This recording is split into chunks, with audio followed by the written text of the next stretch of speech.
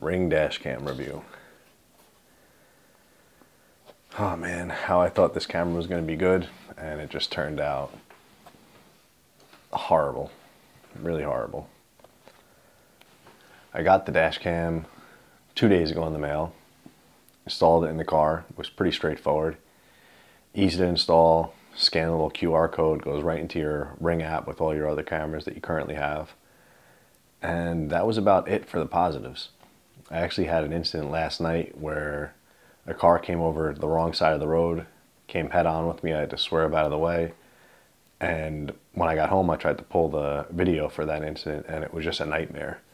I'm gonna put that up on the screen now so you can see kind of what I went through.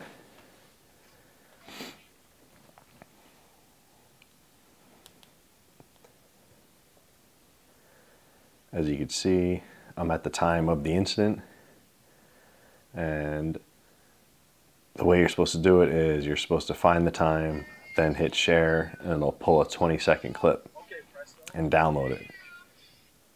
And for some reason with this, no matter how many times I did it, I was always getting the wrong time clip. I don't know if there was some type of glitch, but as you can see now, I'm pulling up the video and the time's way after. I tried this several times, and no matter what I did, I couldn't get the right time clip. So I wish they would just put an option where you could just pull a minute clip or a 2-minute clip, or just download the whole entire clip and then crop it yourself. But huge disappointment. I had to use the video from my Nexar dash cam, which luckily I still had installed. And if I would have only had the Ring camera, the only way I would have been able to pull the video was to screen record it with my phone, then export it that way, which obviously that shouldn't be the way you have to do it. So besides that, let's go through some of the other cons of the Ring dash cam. It's got no built-in battery, so it's got a very short guard mode.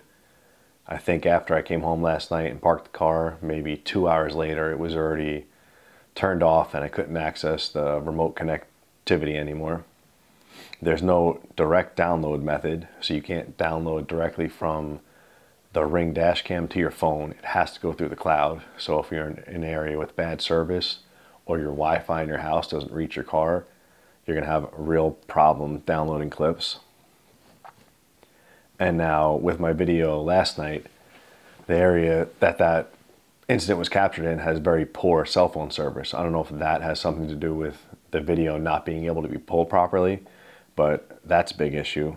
And also there's no speech that you could say that'll pull a clip. So say if you're driving for an hour and halfway through you have an incident, there's no way to say something to just highlight that incident out of your whole clip. You'd have to go back after and hand scroll through the whole entire video to find that 20-second clip that you want to pull off.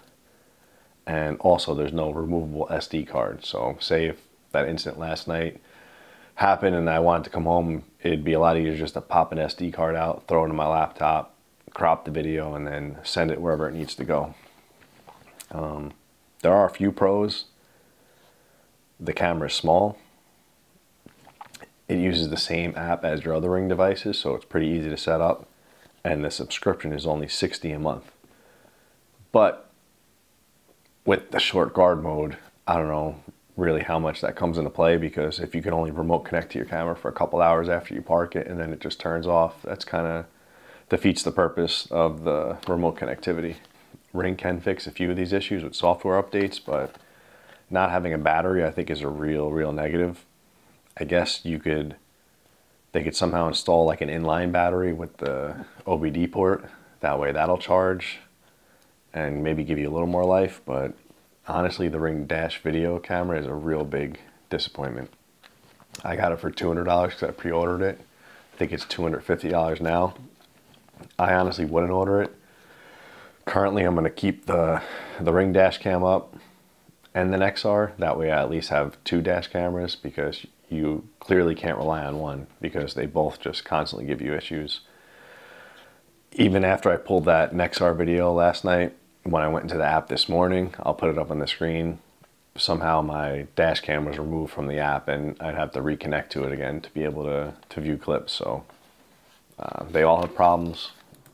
Alright, so I'm going to put this bonus clip in here of another issue I had with the Ring camera. Somehow I lost audio on this video that I recorded, but as you can see, I'm pulling up the Ring app while I'm in the car and it's on, and it wasn't connecting. It was saying the Ring camera was off for battery issues. I mean, I literally just drove around for 20 minutes. I went to get breakfast and did a little bit of a drive, and it just won't work. I don't understand how it's possible that none of the videos were coming up. I tried to scroll through and go back to ones that were there yesterday and they wouldn't come up. As you can see, all the other Ring components are working, just not the dash cam. So, I mean, they definitely have a lot of kinks to work out. I tried switching it to low mode and then that wasn't working.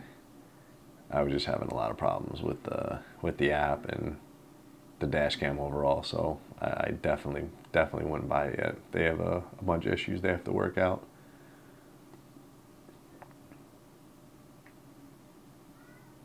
I couldn't get it to save the new mode. I think eventually I got it to connect to the dash cam, but then none of the videos would play.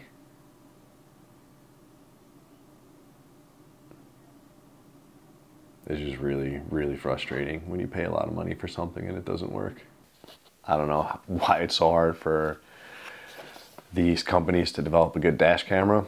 I'm sure Ring has very, very highly competent programmers and developers, so I don't see how they have an issue like this, but I guess we'll see. We'll see if the next few weeks maybe they come out with an update and they fix it.